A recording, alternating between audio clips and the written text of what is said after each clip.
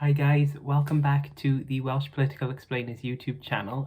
My name is Lewis. I'm currently a final fourth year university student at Cardiff University studying politics. I started the channel because I felt that there was sort of an extreme lack of online content relating to Welsh politics, Welsh history and Welsh geography, and so I wanted to change that just a little. So in this video I wanted to take a look at a bit of a bigger subject, with that being the Welsh independence debate. The Welsh independence debate, so it relates to whether or not Wales is a constituent country of the United Kingdom. So the United Kingdom is made up of Scotland, England, Wales and then Northern Ireland.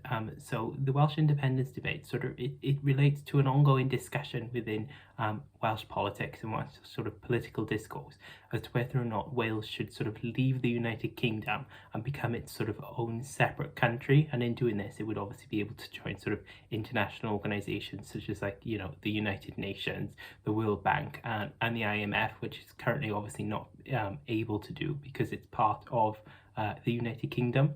The Welsh independence debate has really picked up steam over the last few years. So in particular over the last 4 or 5 years, it's really picked up a lot of steam. It's now a very topical issue within Welsh political discussions, and it's much more prominent within Welsh politics compared to when I was a child. I can very much not remember it even being discussed. So the rise in prominence that happened over the last 4 or 5 years for the Welsh independence debate has been due in part to two really important outside factors that have really been intrinsic to the rise in prominence for the Welsh independence debate. So the first really important outside factor that had an influence on why the Welsh independence debate itself has become it's risen to the forefront of Welsh politics is Scotland's own campaign for independence. So in 2014, Scotland actually held a referendum on whether or not that it should leave the United Kingdom and become an independent country in and of itself. So although Scotland voted to remain as part of the United Kingdom in that 2014 referendum, it really became a divisive issue out across the whole UK and as well as outside of Scotland. So in the run-up to and then in the years since that 2014 referendum, many people in Wales in relation to the Scottish independence debate, they've reevaluated Wales's own place within the United Kingdom and whether or not they feel that Wales should also become another independent country. And then in 2016, another referendum was held, this time across the whole UK, as to whether or not the United Kingdom should leave the European Union or remain a member of it. So in this 2016 referendum, Scotland and Northern Ireland actually voted to remain as part of the European Union, and then England and Wales actually voted to leave the European Union. So this caused a lot of constitutional chaos across the whole UK, because it resulted then in Brexit, which meant that the whole UK then left the European Union, despite the fact that Northern Ireland and Scotland had voted to remain a part of it.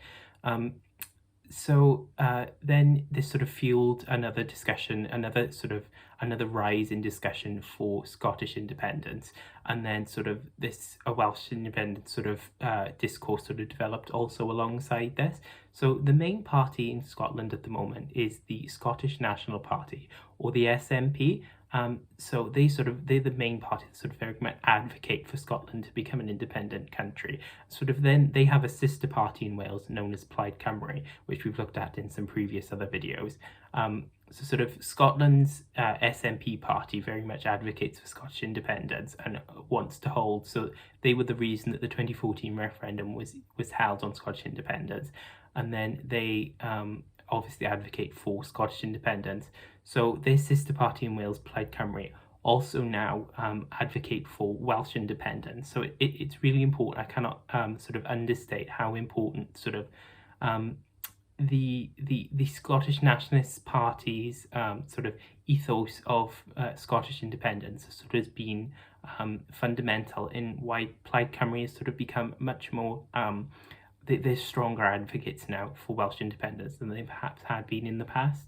In the run-up to the 2019 UK-wide general election, and then also in the run-up to the 2021 sort of devolved Senedd election in Wales, Plaid Cymru became much more sort of vocal supporters of Welsh independence for the first time. So the party had always sort of, in principle, they'd supported Welsh independence. However, it had always remained sort of a very theoretical concept and not something that perhaps was advocated for on an active basis. Whereas particularly in the run-up to the 2021 Senedd election, Plaid Cymru very much they took a very similar stance to the Scottish Nationalist Party, or the SNP in Scotland, in advocating for a Welsh independence referendum. So it's really important. I cannot understate sort of the influence that the Scottish Nationalist Party and the Scottish independence debate has had on Plaid Cymru in this sense, because they very much altered Plaid Cymru's stance. Brexit was also a very important issue, although the Scottish independence debate was very much the most salient issue that that changed Plaid Cymru's stance and sort of made them more actively advocate for Welsh independence. So prior to this, it had always been sort of something that Plaid Cymru sort of wanted, but it had always been sort of a very distant idea, whereas now it's sort of the party advocates for it on a much more sort of active basis. Although Wales had actually voted to leave the European Union in the 2016 Brexit referendum, the Welsh government opted to adopt a sort of much different position on Brexit than the UK government, which was headed by, so the Welsh government was headed by the Welsh Labour Party, and then the UK government was headed by the Conservative Party under Theresa May and then Boris Johnson. The Welsh government actively promoted sort of a very close and sort of closely aligned relationship with the European Union and its various institutions, whereas the UK government obviously, as previously, wanted to take the UK very much away from the European institutions. So throughout the Brexit process, the Welsh government's position on Brexit was very much marginalised by the UK government, if not actively sort of ignored by it. And this then granted sort of increased legitimacy to the sort of newfound Welsh independence debate that has sort of come about because of the Scottish independence debate, and then also the problems caused by Brexit. So this is sort of marginalisation of the Welsh government's position on Brexit, and the sort of the callous nature that the UK government had shown, and sort of the disregard for the Welsh government in throughout Brexit negotiations sort of granted increased legitimacy to sort of the Welsh independence debate, and then perhaps brought more individuals to support Welsh independence. It also sort of highlighted how sort of unrepresentative that the UK government had become for many voters in Wales who typically don't vote for the Conservative Party. So it sort of highlighted how sort of unrepresentative that the UK government headed by the Conservative Party had become for many parts of Wales. By 2019, sort of the constitutional chaos that had been caused by Brexit and the re-intensification of the Scottish independence debate as a result sort of caused discussions around Wales's own independence to become sort of quite lively and very real for the first time. So in May 2019, the first ever march was held in support of Welsh independence, and this was attended by around 3,000 people. So following this, the campaign group Yes Cymru sort of gained notoriety as sort of the most well-known grouping to actively support Welsh independence, sort of very much campaign for it.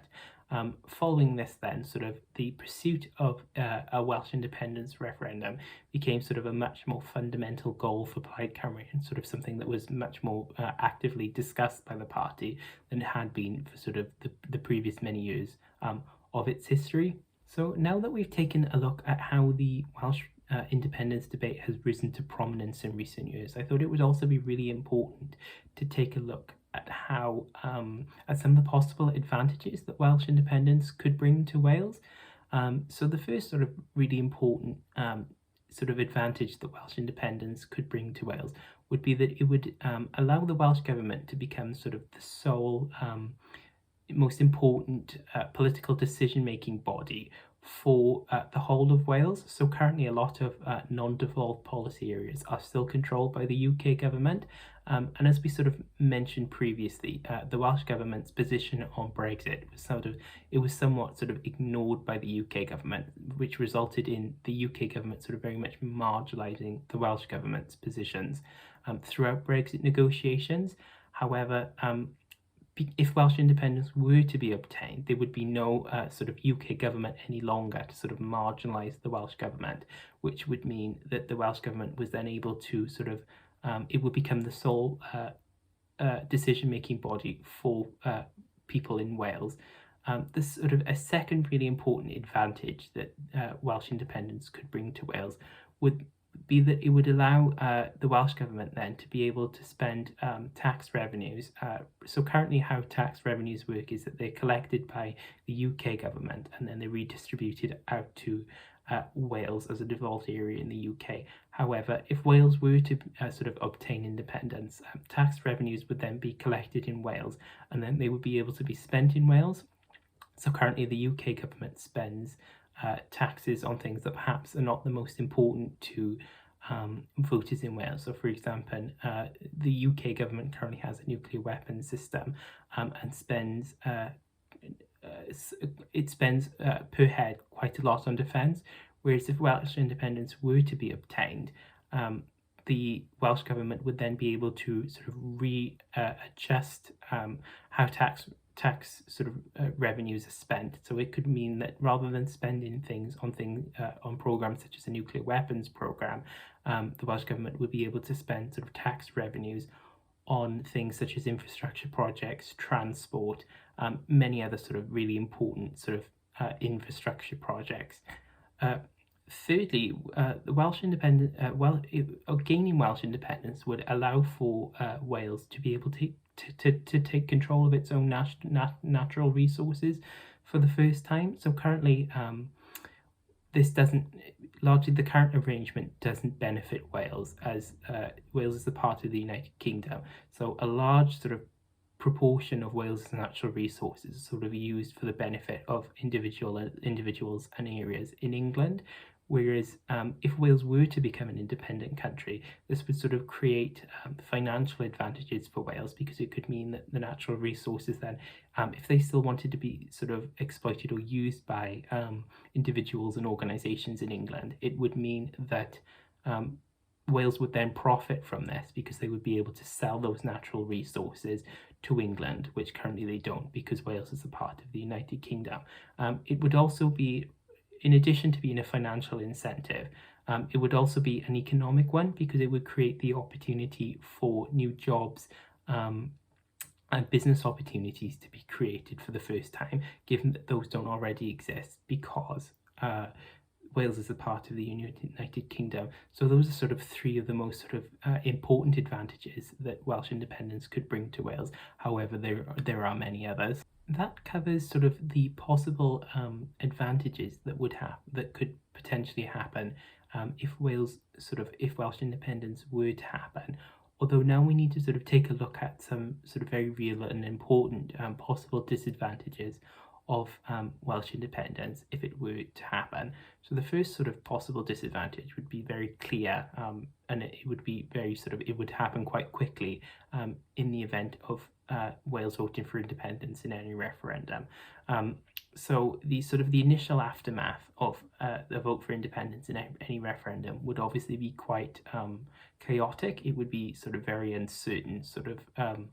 Negotiations would need to begin on sort of how and if Wales could obtain independence, and on what terms this could happen. So in the period between the vote for independence and then sort of the result of a negotiated settlement on how that independence would occur, a lot of uncertainty sort of would be thrown up. Whereas if Wales were to remain a part of the United Kingdom, obviously that uncertainty wouldn't appear. And then secondly, the border between England and Wales would be an independent Wales's only sort of international border, although it would become of increasing concern. So the border between England and Wales is it's quite heavily populated.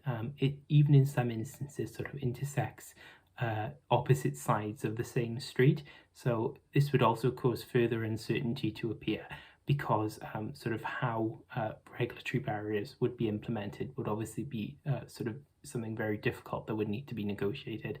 I think in the immediate sort of future, in a vote for independence, freedom of movement would need to remain in place between a possible independent Wales and England, because obviously that border is it's a very sort of fluid border. It's kind of quite heavily populated. For example, if the Scotland-England border isn't quite as heavily populated as the Wales-England border, so it doesn't become as much of an issue.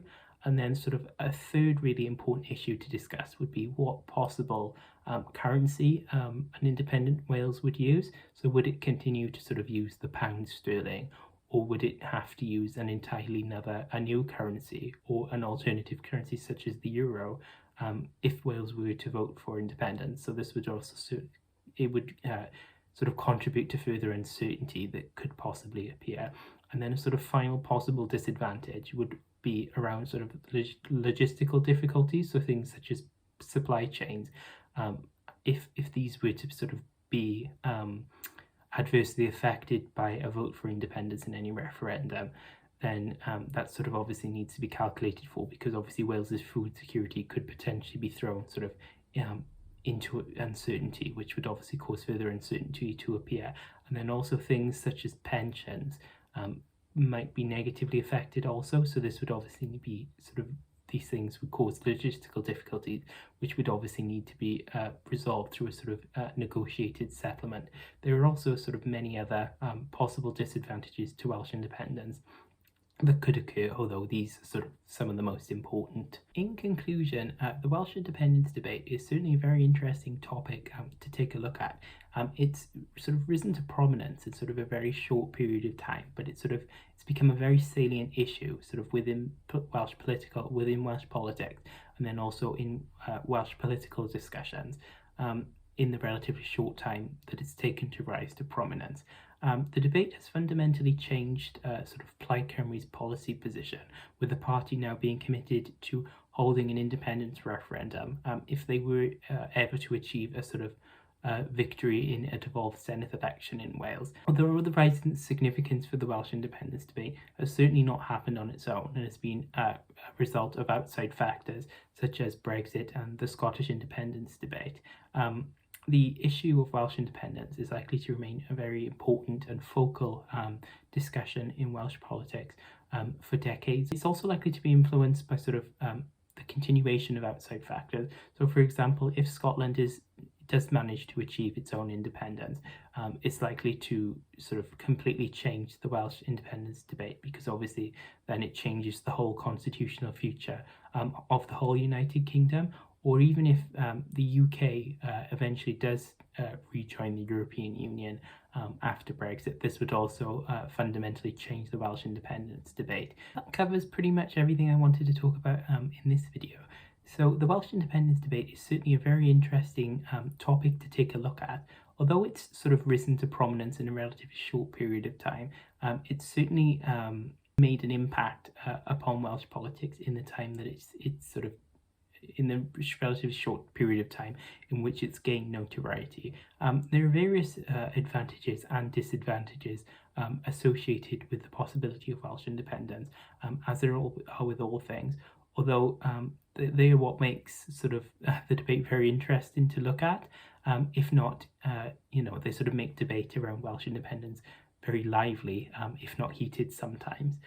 Although the debate has risen to prominence in a relatively short period of time, it continues to evolve, and it will probably be fundamentally changed by ongoing outside factors, such as if Scotland were to eventually achieve its own independence. Thank you so much. If you made it to this point in the video, I really appreciate it. I hope it helped you sort of gain a more nuanced understanding of the Welsh independence debate and sort of its possible advantages and disadvantages. If you enjoyed the video or found it interesting, please share it with another curious friend. I'd really appreciate it. If you enjoyed the video, please subscribe to the channel. It'll make sure that you don't miss the next one whenever I get around to uploading it. If you're interested in keeping up with me, then give me a follow over on Twitter at Welsh Explainers, or there's also an Instagram for the channel at Welsh Political Explainers. So thank you very, very much again for watching the video. I really appreciate it. Hopefully you found it useful or interesting. So see you in the next one. Thank you very much. Bye.